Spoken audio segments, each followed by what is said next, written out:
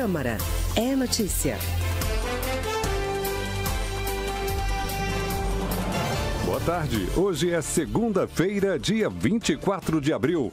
E começa agora o Jornal Câmara Notícia e estes são os destaques de hoje. Votação da reforma trabalhista está marcada para quarta-feira no plenário da Câmara. Comissão Especial da Reforma da Previdência começa a discutir amanhã parecer do relator. Votação deve ocorrer até 3 de maio. Deputados retomam votação de sugestões de mudança em proposta de socorro a estados superendividados. Câmara aprova a exigência de clientes serem avisados com antecedência de 30 dias sobre reajustes na conta de luz e água. E ainda, Comissão de Meio Ambiente debate alternativas ao uso de agrotóxicos.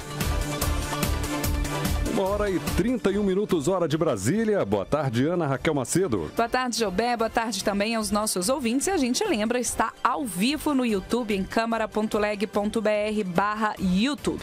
E a gente começa o jornal de hoje com a perspectiva de votações na Câmara nesta semana. Após o feriado da última sexta, o plenário inicia as votações hoje mesmo, em uma sessão extraordinária marcada para as 3 da tarde. E na pauta da sessão, os deputados tentarão votar a medida provisória que trata de novas regras para a prorrogação de relicitação de contratos de concessão com parceria, quando há participação do poder público na gerência do negócio. O relator da medida, deputado Sérgio Souza, do PMDB do Paraná, propôs mudanças no texto original, prevendo, por exemplo, socorro a concessionárias de rodovias e aeroportos, como no caso dos aeroportos daqui de Brasília, do Galeão, no Rio de Janeiro, e de Guarulhos, em São Paulo. E essa medida, no entanto, apenas esquenta os debates, porque o principal destaque no plenário nesta semana é a votação da reforma trabalhista. Exatamente, Joubert. Depois da aprovação do regime de urgência, a proposta que flexibiliza a legislação trabalhista deve ser votada nesta quarta no plenário. Mas antes, porém, o projeto deve ser votado na comissão especial,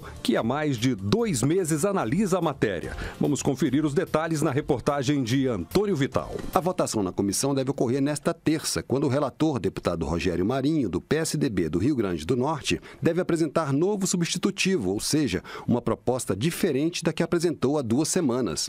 Para o relator, a proposta já foi suficientemente debatida na comissão especial, que fez 16 audiências públicas e ouviu cerca de 100 pessoas. Como parte do acordo que resultou na aprovação da urgência para o projeto, Rogério Marinho concordou em aceitar emendas à proposta até o fim da tarde desta segunda-feira. Nós vamos permitir emendamento, apesar do regime de urgência retirar essa possibilidade. Nós fizemos um gesto no sentido de permitir que haja emendas ao nosso substitutivo no âmbito da comissão. Já tem mais de 200 emendas apresentadas e a ideia é que nós possamos discutir e votar o novo substitutivo que será feito em função das emendas que estão sendo apresentadas, sem prejuízo, inclusive, de emendas que poderão ser apresentadas novamente no plenário da Casa. O regime de urgência para a proposta impede que os membros da comissão especial peçam vista do projeto quando for apresentado o novo substitutivo. Ainda assim, a oposição pede mais discussão sobre a proposta, que altera pontos da Consolidação das Leis Trabalhistas, a CLT. Segundo o líder do PT, deputado Carlos Zaratini, de São Paulo, o projeto afeta os direitos dos trabalhadores e precisa ser alterado. Uma das medidas criticadas por ele é a regulamentação do chamado trabalho intermitente, modalidade que permite que os trabalhadores sejam pagos por período trabalhado. Vamos continuar batalhando para que o governo estabeleça uma mesa de discussão sobre o projeto, para que a gente possa diminuir o número de coisas absurdas que estão lá. Por exemplo, o trabalho intermitente. Trabalho intermitente, o trabalhador é contratado, mas ele não tem uma jornada de trabalho definida. Ele vai trabalhar de acordo com o interesse do patrão. Um dia ele trabalha 2 horas, outro dia ele trabalha 10, outro dia ele trabalha 8. Além do trabalho intermitente, o projeto apresentado por Rogério Marinho permite que a negociação entre empresas e trabalhadores prevaleça sobre a lei em pontos como parcelamento das férias em até 3 vezes, jornada de trabalho de até 12 horas diárias, plano de cargos e salários, banco de horas e trabalho em casa.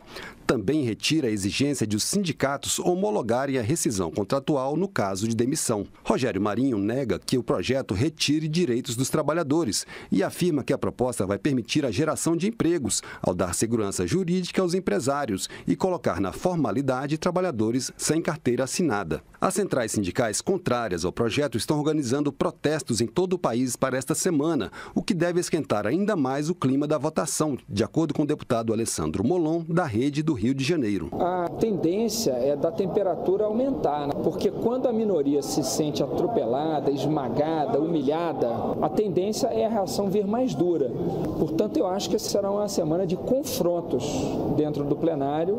Nós não vamos aceitar calados a retirada de direitos de trabalhadores, a pior de todas, desde a aprovação da CLT em 1943, nas palavras dos juízes do trabalho e dos procuradores do trabalho, não é na opinião de sindicatos, não. O líder do governo no Congresso, o deputado André Moura, do PSC de Sergipe, defendeu as manifestações, desde que pacíficas, e disse que os protestos não vão atrapalhar as votações da reforma trabalhista e da reforma da Previdência, que, segundo ele, modernizam a legislação. As manifestações, elas, desde que sejam ordeiras, pacíficas, elas são importantes e nós apoiamos as manifestações porque elas servem para poder, acima de tudo, abrir o diálogo. O que nós não aceitamos, e não pense ninguém que as manifestações que não são ordeiras e pacíficas, são de baderneiros, são de mal educados, que não respeitam a democracia, que nós iremos com isso nos curvar ao que eles querem, muito pelo contrário. Como o prazo de funcionamento da Comissão Especial da Reforma Trabalhista já está esgotado, o regimento interno da Câmara permite que o projeto seja levado diretamente para o plenário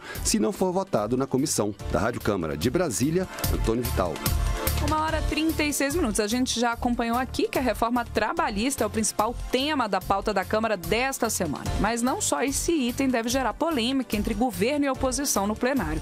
O repórter Luiz Gustavo Xavier tem as informações. Após a votação do requerimento de urgência na última semana, a previsão é que a reforma seja votada já nesta quarta-feira. Mas há outros temas, também polêmicos e que dividem governo e oposição, para serem discutidos e deliberados pelos parlamentares. Um deles é a proposta que alivia as contas dos estados superendividados. Os deputados já aprovaram o texto base do projeto do Poder Executivo e rejeitaram alguns destaques, como que pretendia retirar da matéria todo o artigo sobre as contrapartidas exigidas dos estados em troca da suspensão do pagamento de suas dívidas com a União. O relator, deputado Pedro Paulo, do PMDB do Rio de Janeiro, avaliou positivamente a votação da semana que passou. Principalmente a consolidação no plenário da Câmara, que o projeto de recuperação fiscal ele tem que ter as suas contrapartidas, as suas vedações. Eu acho que está compreendido pelo conjunto dos deputados o que é a essência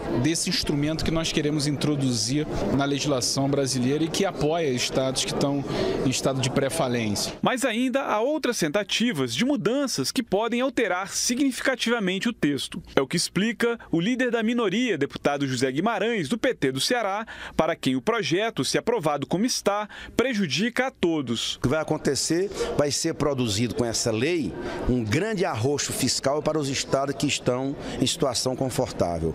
Vão se obrigar para negociar suas dívidas ou pegar empréstimo aos organismos internacionais, privatizar tudo, vão obrigar a não realizar mais concurso público, não tem aumento de servidor, não tem nada. É um projeto draconiano. Só a cabeça do Meirelles comporta tamanha maldade quanto em relação aos entes federados. Também poderão ser analisadas duas medidas provisórias aprovadas na comissão mista que modifica limites de áreas de proteção ambiental na região norte do país. Uma delas é a que altera os limites atuais do Parque Nacional do Jamanchim e da área de proteção ambiental do Tapajós, no Pará.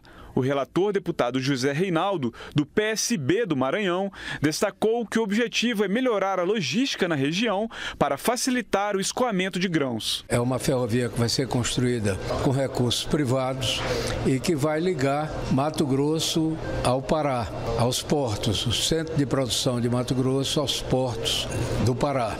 E nós vimos o estado da BR-163, completamente sem pavimentação, completamente cheia de lamaçais e retendo e perdendo safra na tentativa de escoamento pelos portos do Pará. De forma que essa medida, a importância dela e a urgência é a Ferrogrão. As alterações ambientais na região foram criticadas pelo deputado Edmilson Rodrigues, do PSOL do Pará. Demonstração de total descompromisso compromisso com o futuro do país.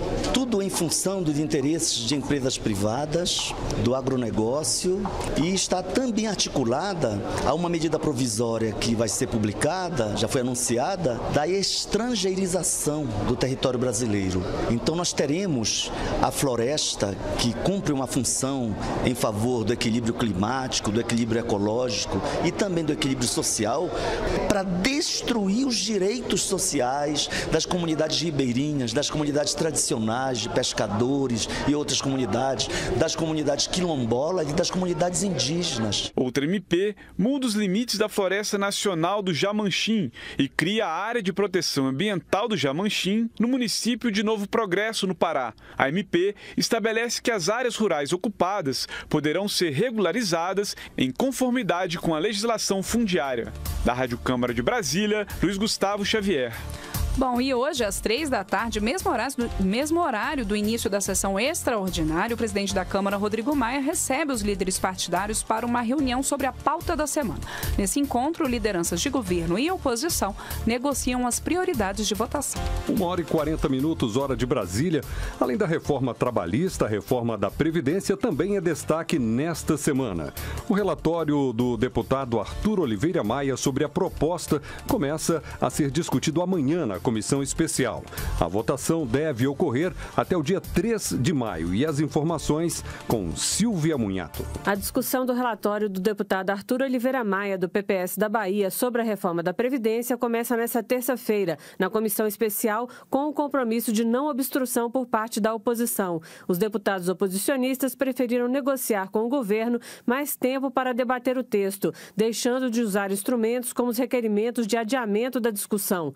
Mas eles prometem usar todos os outros instrumentos regimentais, como a necessidade de presença mínima em plenário nas votações. A oposição reconheceu que o texto do relator trouxe mudanças positivas, mas ressaltaram também alterações mais restritivas, como a redução do percentual inicial para o cálculo do valor dos benefícios. O deputado Pepe Vargas, do PT do Rio Grande do Sul, disse que, embora todos os que estão no sistema possam entrar nas regras de transição, após 25 anos de contribuição, o segurado teria apenas 70% do benefício, contra 76% da proposta original. Arthur Oliveira Maia afirma, porém, que a obtenção de 100% do benefício ocorreria com 40 anos de contribuição, contra 49 anos do texto anterior. Vários deputados também consideram alto o tempo mínimo de contribuição de 25 anos, visto que hoje ele é de 15 anos. O presidente da comissão especial, o deputado Carlos Marum, do PMDB do Mato Grosso do Sul, disse que a tarefa de fazer a reforma não é fácil, mas é necessária. Nós não podemos aqui agora cada um querer botar uma coisa nessa reforma para chegar em casa e buscar o aplauso fácil. Efetivamente, essa reforma, ela não é uma reforma da qual nós devamos participar buscando o aplauso rápido e fácil. Nós temos que, com ela, buscar o reconhecimento da população, que eu tenho certeza que virá em tempo hábil ainda, a partir do crescimento econômico que vai acontecer no Brasil em função das medidas que nós estamos adotando. Já o deputado Ivan Valente, do PSOL de São Paulo, promete voltar à discussão sobre os motivos da reforma. Ele disse que analisou informações recebidas do governo e que encontrou algumas inconsistências. Nós temos dados e análise dos microdados que mostram o seguinte: a projeção do número de idosos foi falsa. Ela é 7 milhões a menos, pelo menos, e não só isso. A taxa de crescimento dos idosos vai decair logo aí em seguida. Então a projeção é falsa para gerar terrorismo para a propaganda do governo. O deputado Carlos Marum afirmou que após essa semana de discussões na comissão, o relatório deve ser votado no dia 2 de maio, podendo se estender até o dia 3. Com isso, a leitura do texto no plenário da Câmara poderia acontecer no dia 8, com o início das discussões no dia 15 de maio. As emendas à Constituição precisam ser votadas 2 vezes para serem aprovadas, e cada votação tem que receber pelo menos 308 votos favoráveis. Da Rádio Câmara de Brasília, Silvia Munhato. Bom, e toda essa questão aqui das reformas que estão avançando no Congresso, como a gente acompanhou na reportagem do Antônio Vital um pouquinho antes da matéria aqui da Silva Munhato, as centrais sindicais organizam um protesto contra as reformas trabalhistas e da Previdência nesta sexta, dia 28, e essa greve geral conta com o apoio também de movimentos sociais. E além das reformas, a pauta do protesto inclui ainda manifestações contrárias à lei da terceirização recém-sancionada. Segundo as centrais sindicais, esta será a maior mobilização de trabalhadores dos últimos 30 anos no Brasil. O protesto é convocado por 8 centrais que juntas representam mais de 10 milhões de trabalhadores. 1h44, hora de Brasília. A Comissão de Meio Ambiente e Desenvolvimento Sustentável realiza seminário amanhã para discutir novas alternativas ao uso de agrotóxicos na agricultura do Brasil. A reportagem é de Leilane Gama. O autor do pedido para a realização da audiência, o deputado Nilton Tato, do PT de São Paulo, lembra que, segundo o IBGE, a utilização de defensivos agrícolas no país mais que dobrou no período de 10 anos. Além disso, de acordo com a Agência Nacional de Vigilância Sanitária, a Anvisa, o Brasil é responsável por 1/5 do consumo mundial de agrotóxicos. Tato ressalta a importância de se discutir alternativas ao uso de agroquímicos. Então, nós precisamos buscar novos caminhos, desenvolver novas tecnologias, incentivar pesquisas para poder superar esse domínio que hoje você tem pelas transnacionais que produzem, os agroquímicos que estão poluindo e contaminando não só o meio ambiente, como também prejudicando a saúde de animais e das pessoas. Para o deputado Nilton Tato, o uso excessivo de agrotóxicos influencia também a economia brasileira. Então é um problema que você vai ter, inclusive no futuro, quando você vai perder, inclusive, mercado do ponto de vista do potencial que o Brasil tem de produção de alimentos para o mundo inteiro, na medida em que a população desses outros países importadores não quer mais consumir alimentos contaminados. Então o debate, o seminário que a gente quer promover na Câmara Federal, é justamente para a gente fazer com que, do ponto de vista do orçamento, do governo federal, tenha um destino maior de recursos para o desenvolvimento de pesquisa, de tecnologias, que não seja esse tradicional de produção de veneno. O seminário para debater o uso de agrotóxicos no Brasil, na Comissão de Meio Ambiente, deve contar com a presença de representantes do governo, de produtores rurais, agricultores familiares e institutos de pesquisa. A audiência está marcada para as 14h. Da Rádio Câmara de Brasília, Leilane Gama. 1h47, hora de Brasília. Nós vamos a um rápido intervalo e no próximo bloco, Câmara aprova a exigência de clientes serem avisados com antecedência de 30 dias sobre reajustes na conta de água e luz. Um instante só, nós já voltamos. Câmara é notícia.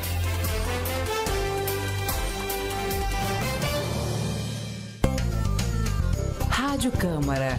A sintonia da cultura.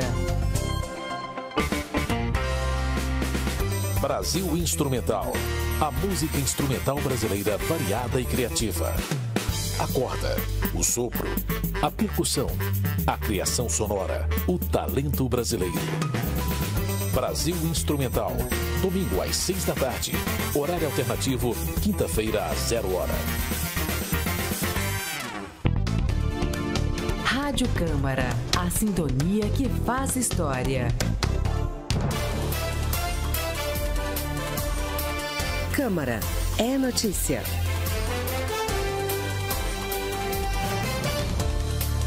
1h48. A Comissão de Constituição e Justiça da Câmara aprovou a obrigação de concessionárias de água e luz avisarem clientes com antecedência mínima de 30 dias sobre reajustes nos preços cobrados. Essa proposta segue agora para o Senado, como informa o repórter Murilo Souza. A Comissão de Constituição e Justiça da Câmara aprovou proposta que obriga concessionárias de serviços públicos, como as que fornecem água e energia elétrica, a informar seus clientes com antecedência mínima de 30 dias sobre qualquer reajuste de preço cobrado pelo serviço. O projeto segue para o Senado, sem passar pelo plenário. A proposta original, de autoria do deputado Augusto Coutinho, do Solidariedade de Pernambuco, determinava que o aviso de aumento de preço, com antecedência mínima de 30 dias, só deveria ser enviado por prestadores de serviços públicos que realizassem a cobrança por débito automático na conta corrente ou por meio do cartão de crédito do usuário. No entanto, o texto aprovado na CCJ segue sugestão do relator na Comissão de Defesa do Consumidor,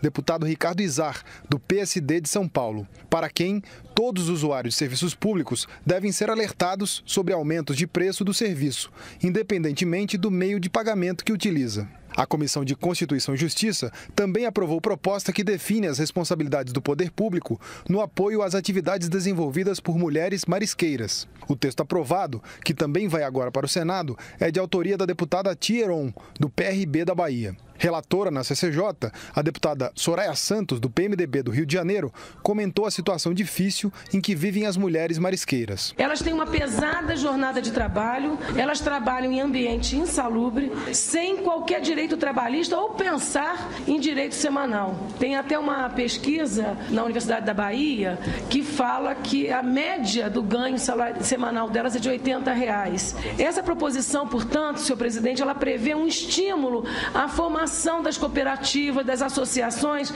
o que vai dar melhores condições, não só de moradia, que é o que se espera, de alimentação e educação para os seus filhos. Na mesma sessão, a Comissão de Constituição e Justiça aprovou ainda proposta que torna obrigatória a realização de testes de impacto frontal e lateral nos assentos especiais, as chamadas cadeirinhas, usadas em veículos para o transporte de crianças de até 10 anos. O projeto aprovado é do deputado Sóstenes Cavalcante, do Democratas do Rio de Janeiro, e também depende agora do aval do Senado para virar lei. Da Rádio Câmara de Brasília, Murilo Souza. 1h51, hora de Brasília.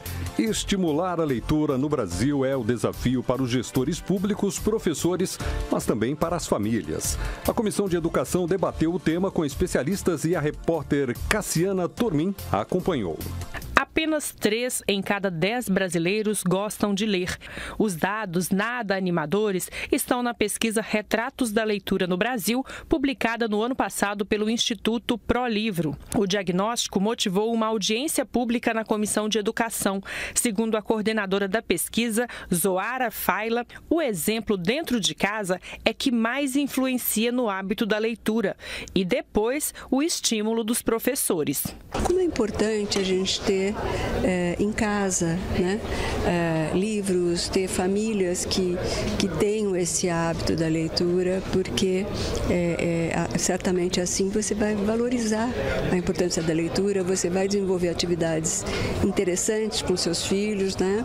O deputado Átila Lira, do PSB do Piauí, chama a atenção para o papel das bibliotecas escolares na popularização da leitura. Você tem que trabalhar a leitura desde das primeiras letras do início da criança, da educação infantil.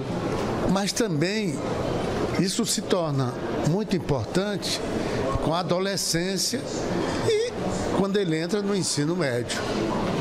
Agora, fazer com que a pessoa se interesse por leitura é realmente o maior trabalho da escola. A deputada Poliana Gama, do PPS de São Paulo, foi quem sugeriu a audiência pública e reforça a necessidade de mais investimentos. O nosso grande objetivo hoje é realmente aprofundar em dados, aprofundar em quem já faz trabalho de incentivo à leitura e identificar junto com o governo o como que nós podemos aperfeiçoar e melhorar os investimentos na questão da leitura no país. Da Rádio Câmara de Brasília, Cassiana Tormin.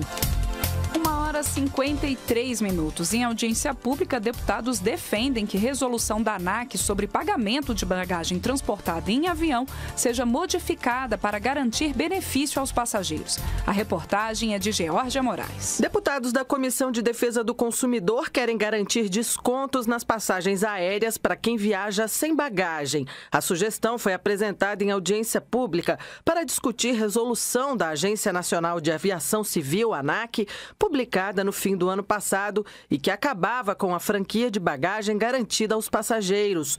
Uma mala de 23 quilos em voos domésticos e 2 malas de 32 quilos cada uma nos voos internacionais. A medida foi revogada em liminar da Justiça Federal de São Paulo em março. Para os deputados, a resolução da ANAC não dava garantias da diminuição dos preços nas passagens. Um dos autores do pedido de debate, o deputado Celso Russomano, do PRB paulista, criticou a retirada de direitos do consumidor sem contrapartidas. Por que a gente não inverte e a resolução não diz o seguinte: o passageiro que transportar menos peso, o passageiro que não levar a bagagem, tem um desconto na tarifa. Pronto, resolveu esse problema. Nós desregulamentamos sem criar problema nenhum, sem criar qualquer tipo de dano ao consumidor, sem discutir isso. Todo mundo vai estar de acordo. Já o presidente da Associação Brasileira de Empresas Aéreas, Eduardo Sanovics, afirmou que dias após a publicação da resolução da ANAC, 2 companhias anunciaram descontos de R$ 30 e R$ 50 para quem viajasse sem bagagem. Acabar com a franquia para ele vai possibilitar o que chamou de justiça tarifária. O que se faz com a bagagem com a resolução 400 é semelhante ao que a gente tem hoje no lanche a bordo. Cada uma das 4 empresas brasileiras domésticas hoje tem uma proposta diferente de lanche a bordo. Uma tem lanche quente, outra tem lanche frio, a outra você paga o lanche a bordo e uma quarta tem snack. São 4 produtos completamente diferentes. E são um dos critérios, não é o mais relevante, mas é um dos critérios que pode eventualmente levar o passageiro a optar pela empresa A, B ou C. A ANAC foi muito criticada pelos deputados durante a audiência por não defender os interesses do consumidor. O presidente da agência, José Ricardo Queiroz, disse, entretanto, que o tema foi tratado com total transparência. Ele argumentou que o fim da franquia de bagagem é mais um passo para garantir mais concorrência no setor. E como fica aquele passageiro que não quer levar nada? E como fica aquele, como vários deputados, como todos nós, como vários entes do serviço público? Porque o que nós estamos prevendo, inclusive, é que isso salve recursos públicos. Eles vieram a público e disseram: vamos fazer passagens mais em contas, tarifas mais em contas. Publicaram isso. Por que não fazermos o teste? Criamos uma superintendência para acompanhar isso, com toda a força que a legislação permite. Representantes do Ministério Público e do Ministério da Justiça argumentaram que o transporte da bagagem é uma decorrência do transporte de pessoas e, ao ser cobrado, poderia ser considerado venda casada, prática proibida pela legislação. Além disso, eles disseram que não houve nenhuma demonstração de que o impacto da medida seria benéfico para o consumidor. Da Rádio Câmara de Brasília, Geórgia Moraes. 1h56. O aumento do salário mínimo de R$ 937 este ano para R$ 979 em 2018 é um dos pontos que devem causar polêmica na discussão do projeto de lei de diretrizes orçamentárias, a LDO, no ano que vem. A repórter Silvia Munhato explica o porquê. O governo propôs reajuste apenas pela inflação, porque pela legislação o aumento deve seguir a inflação mais o crescimento econômico de 2 anos anteriores. Como em 2016 houve queda de 3,6% no produto interno bruto, o salário mínimo teve apenas a correção do seu valor. Mas os deputados da oposição acreditam que o governo deveria mudar sua estratégia, porque a economia não estaria dando sinais de reação. O deputado Bongás, do PT do Rio Grande do Sul, que é da Comissão Mista de Orçamento, defendeu um aumento real para o mínimo. Esse é um erro, porque o governo, ao pagar melhor e aumentar o salário mínimo, ele permitiria um consumo maior. As lojas venderiam mais, geraria mais emprego, faria a indústria produzir mais. Então, esta lógica está equivocada. Então, nós queremos que seja garantido o grande legado do presidente Lula, que foi reajustar o salário acima da inflação. Ao divulgar os principais números da LDO, porém, o ministro da Fazenda, Henrique Meirelles, afirmou que a economia já está em ritmo de crescimento. O deputado Jaime Martins, do PSD de Minas Gerais, também da comissão, acredita que ainda é cedo para fazer essa avaliação. O nosso sentimento é que ainda não estamos num processo de recuperação, né? Sobretudo agora, quando passamos a novamente reonerar a economia, nova carga de tributos, impostos sobre a sociedade, sobre o setor produtivo. Eu não consigo consigo enxergar essa trajetória de recuperação rápida. Acho que estamos parando de cair. Na LDO de 2018, o governo aumentou a meta de déficit primário para o ano que vem de 79 bilhões para 129 bilhões de reais. Ou seja, as despesas vão superar as receitas neste montante. Estes números não consideram, porém, uma eventual aprovação da reforma da Previdência. Entre as metas para 2018 estão a contratação de 22.240 profissionais no programa Mais Médicos e a manutenção de 19.946 quilômetros em rodovias na região Nordeste. Mas a oposição quer rediscutir programas que vêm tendo recursos cortados, como Farmácia Popular e Ciências Sem Fronteiras. Para o líder do governo, o deputado Aguinaldo Ribeiro, do PP da Paraíba, o governo está buscando o equilíbrio das contas públicas. O governo está fazendo os ajustes de suas contas, está sendo rigoroso nos gastos públicos e cuidando para que nós possamos ter esse equilíbrio fiscal, esse equilíbrio das contas públicas. Esse é o gesto efetivo e é a obrigação de qualquer governo ter, e esse governo está determinado a manter isso. Em 2018, de acordo com a emenda constitucional de teto de gastos, cada poder terá um orçamento equivalente ao de 2017, mais a correção pela inflação. Da Rádio Câmara de Brasília, Silvia Minhato.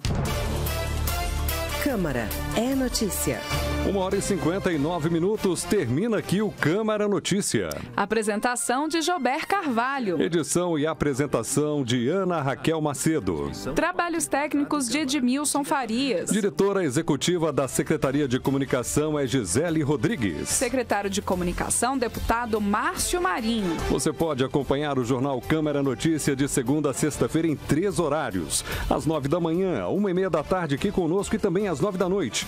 Mas você também pode nos ver e nos ouvir pelo canal da Câmara no YouTube. Acesse câmara.leg.br/YouTube. Sugestões, críticas, comentários podem ser enviados para o nosso e-mail radio@câmara.leg.br ou também para o WhatsApp da Rádio Câmara. Anote aí, 61 999 78 90 80. Uma ótima tarde para você, até amanhã.